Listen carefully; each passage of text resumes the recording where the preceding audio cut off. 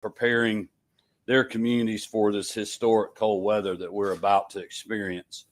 In the early morning hours on Friday, temperatures, as we know, are going to plummet statewide. Thankfully, we're hoping that we won't see much participation with that, though North Georgia will get some rain and potential snowfall as possible in the Blue Ridge Mountain counties. But anytime that we're talking about temperatures this low, we need to be on the lookout for black ice always. Commissioner McMurray will speak to the brining and road treatments that will help us mitigate that. But we also need to warn everyone that wind chills will be near zero or in the negative digits by midday on Friday. Temperatures, as we know, likely won't reach 40 degrees across Georgia until Monday afternoon. Communities across the state are about to see temperatures that they haven't experienced in a decade or more. And we just want to urge all Georgians to be ready. And certainly that goes for our teams. And we are working on that as we speak. Director Stallings is going to share what the local folks are doing to prepare, have available resources and steps that Georgians can take to get ready. GEMA is continuing to be in constant contact with the local emergency management agencies. Local warming stations will be activated. Obviously, Commissioner McMurray will talk about the treating of roads. GEMA has also been working with the Department of Public Health to ensure nursing homes know who to call if they potentially lose power. And we're in communication with utility providers so that they have what they need in case of power loss. We have, as always, our Department of Natural Resource chainsaw crews on the ready if needed in a windy storm event, trees down, power lines affected, roads affected, and other things. And with that, I'll be declaring the state of emergency. This will help us ensure that essential supplies, especially propane, can be delivered for both commercial and residential needs. And now I'm going to call on Director Stallings to come up and give us a GEMA update, and he'll be followed by Commissioner McMurray at Georgia Department of Transportation, and the rest of our partners and myself will take questions when we get done. Chris. Yes, sir. Thank you. First of all, thank you, Governor, for your support and allowing us to get resources ready. The state is ready. We're just challenging you now to make sure you're ready. It's extremely important that in any weather event, you think about the needs for that specific event. For this type of weather event, we're more concerned about the wind and the cold for our side. On the wind, the power loss is going to be a concern. So when you're making ready, a ready kit that can sustain you for 3 days is going to be important. With these type of temperatures and the wind, as always, anytime we have a wind event, it's difficult for power crews to get up in bucket trucks in sustained wind to recover power. So while creating and updating your kit, keep in mind some specific needs for those that are in your household. Battery-operated devices, flashlights, things of that nature. Make sure you've got those ready. First aid kits, extra medicine, should you have to leave your home, have those on the ready. And certainly special items for infants and pets as well. Plan to check on elderly and disabled relatives and neighbors. It's going to be extremely important to make sure we keep our critical friends and neighbors in mind. These cold temperatures are extremely difficult on our elderly and disabled population. Stay hydrated. A lot of times you don't think about the wind events and the cold. It will pull the moisture out of you much faster than a hot event. So make sure you're staying hydrated, and your children, anyone who go outside, they need to be hydrated and well covered. Plan on bringing your pets inside during this event. Our pets aren't ready for this type of event. Also, make sure your home is being insulated, that you're weather stripping around your doors and window sills. You need to just check on those going into it. Have some towels available to cover those cracks under the door and things like that to help keep those out. Your outdoor pipes. A lot of our homes haven't seen these temperatures in a very long time. So it'd be a good time to make sure you put something with styrofoam over it. It's not a good idea to wrap it just in something to insulate it. Unfortunately, if you wrap it in some type of cloth or something that can absorb water, it's going to get wet, and then that is itself going to freeze. So it's going to make the situation even more damaging. Open up cabinet doors inside the house. Let that For those houses that your kitchen is on an exterior wall, or a lot of your plumbing is on an exterior wall, open up those cabinet doors and let that heat circulate under there. That will help get some heat through the wall into those pipes. And allow your faucets to drip a little bit through the cold weather. It's important that while you're heating your home, keep space heater safety in mind. Don't just plug in one and get close to it. Keep some distance between you and those space heaters. Make sure they have tip sensors. If they fall over, a pet knocks it over, that you're aware that we don't have a house fire. Keep it away from your drapes and furnitures.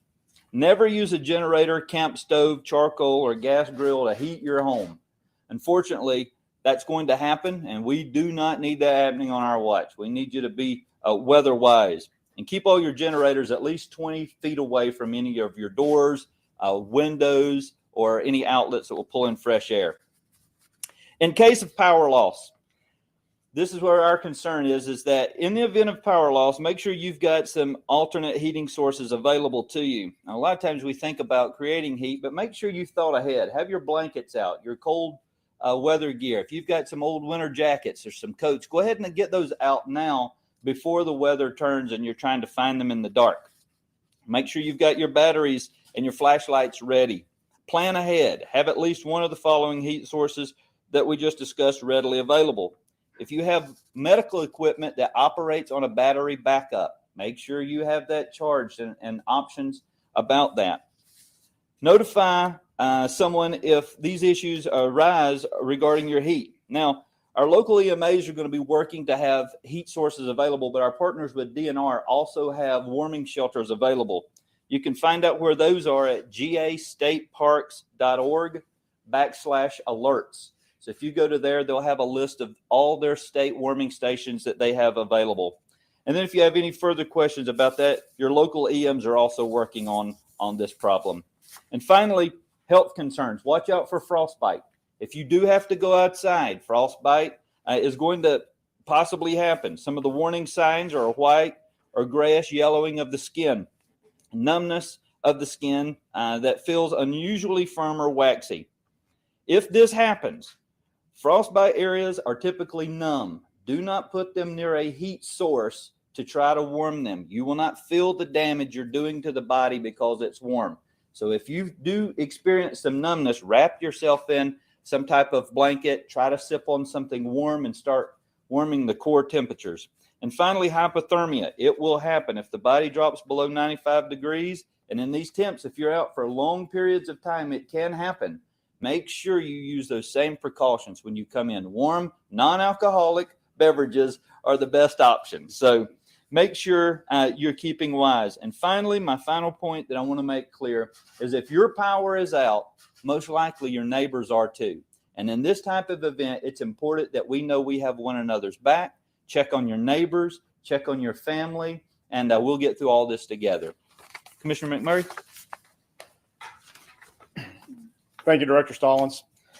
First, I want to just tell everybody again, we are preparing for this extreme cold weather event. As the governor mentioned, there will be precipitation Thursday evening into early Friday morning.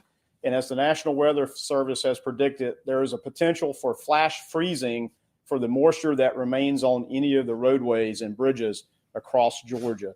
Therefore, out of the abundance of caution, the Department of Transportation is moving forward today with pre-treating roads and bridges on state routes and interstates, such to try to get an onset to keep that precipitation from freezing as this Arctic blast moves through.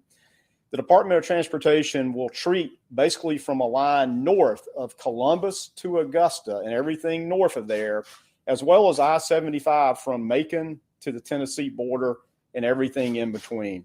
That is some 21,000 miles of roadways that will need to be treated. This afternoon, we will start treating the roads, not the interstates, but the roads in Northwest Georgia and Northeast Georgia, as well as this evening, the roads in the South Metro area. That would be the state routes, but not the interstates. Tomorrow morning at 7 a.m., we will begin to treat the interstates from that boundary of Columbus all the way over to Augusta and Macon north. This will be working for 12-hour shifts until we have everything treated. and trying to have everything treated before the onset of the freezing temperatures in the wee hours of Friday morning. And we are confident that we can have that first application of brine across all the state routes and interstates. And so that's what we'll be doing starting this afternoon and this evening, and then the interstates tomorrow. I would like to highlight that tomorrow we ask for your patience while you're out and about. In fact, if you don't have to travel tomorrow, we suggest you stay home because we will have to brine these roadways during the day. With over 21,000 miles of road, it just takes that long to brine that much area. So we're asking for your cooperation. If you don't have to be out tomorrow, stay home and stay warm. And certainly on Friday morning, we ask that you not get out. If you see a roadway that looks wet on Friday morning or Friday, assume that it is frozen. We will continue to spot treat any areas that have ice on them or they're black ice Friday into Saturday until we get the all clear. Now, this is an all hands effort with this big geographic area that we're dealing with, and we'll continue to work so that the roads are passable and acceptable. I remind you all too that your local roads and especially subdivision or neighborhood streets are likely not to be treated. So again, as we enter the holiday weekend, please just stay home if you can, and let's see how this really cold Arctic snap may have an effect on the roadways of Georgia. And Governor, I'll turn it back to you. Thank you. Well, thank you, Commissioner and Director, for those comments. We'll open it up for any questions you Doctor, have. when does the state of emergency actually begin? Well, we're working on getting it drafted right now, so it'll be here pretty shortly, and it'll go through midnight on Monday. I think that's our thinking. Probably go ahead and start it today. Yeah, statewide. Just to be clear, all state routes north of the fall line and all interstates north of the fall line are going to be treated? That's correct. We will be treating basically the fall line north of state routes and interstates. And one other thing I might add is the express lanes on I-75 and 85 will be closed Thursday around midnight. And so we'll wait and assess those conditions into the weekend so we can safely open those back up at a later point. Governor, can you talk about talking with Georgia Power, the EMCs, how prepared they are? Are they bringing in crews from out of state? Well, I'll let Director Stallings speak to that. My biggest concern, just a couple of things besides what the team's been dealing with. We've been talking to the propane folks out there. A lot of the chicken houses across state are warmed by propane. Obviously, a lot of residential homes are. So they just want to make sure that they can serve our people and our industry that's out there and our farmers and business folks. And so that's one of the main reasons for the state of emergency, but also we just want to be prepared. We want people to think about if they're leaving town this afternoon and it's still above freezing, to remind them that it's going to be very cold. So, the things that Director Stallings was saying, opening cabinet doors, prepare for your travel if you were to get stranded, in an out of way place in 10-degree weather, to have supplies to get you through those kind of things, to, not completely cut your heat off when you leave to prevent frozen pipes, and just be aware of the potential for the forecast and heavy winds and extremely cold temperatures. It may be very hard to get the crews to fix a down power outage until it's safe to do so. So we just want people to be thinking about that and be prepared, because we know, obviously, with Christmas right around the corner and the rest of the holidays that are going on, weather is not of the forefront of people's minds, even though I think when the winds pick up like they did this morning, the temperatures drop, it will be so very quickly. So that's the biggest things for me. And also just what Commissioner McMurray said, just for people to be patient. So our drivers, brine trucks, and other public safety vehicles we got on the roads helping with this, just give them plenty of space, be courteous, let them do their work, and just let's not have any accidents or loss of life because people get impatient on our roadways. But Chris, do you want to speak to the utility partners? So we have definitely been in contact with our utility partners. Some of the concerns of, like you mentioned, everybody's dealing with this cold snap, so we can't bring in a lot of folks from outside. So it's kind of an all hands approach. Everybody's available. Our main concerns as far as utilities go, we want to make sure our nursing homes, our senior living, assisted living places, hospitals, that they are certainly available. But we will mention that not only with the winds, but these temperatures, I don't know if you've ever had to work hydraulic equipment. It doesn't like cold temps. And so it slows down response with these hydraulic lifts and things of that nature, whether it's just cold weather or not. I mean, wind or not, the cold weather itself will slow that down.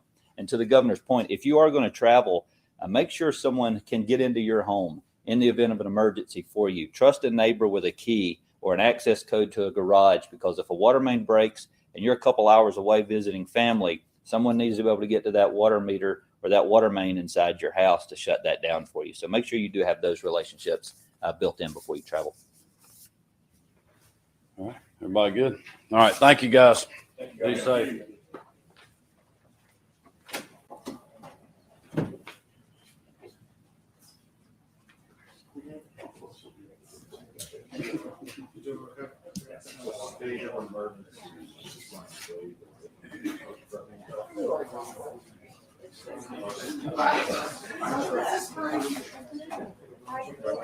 Yeah.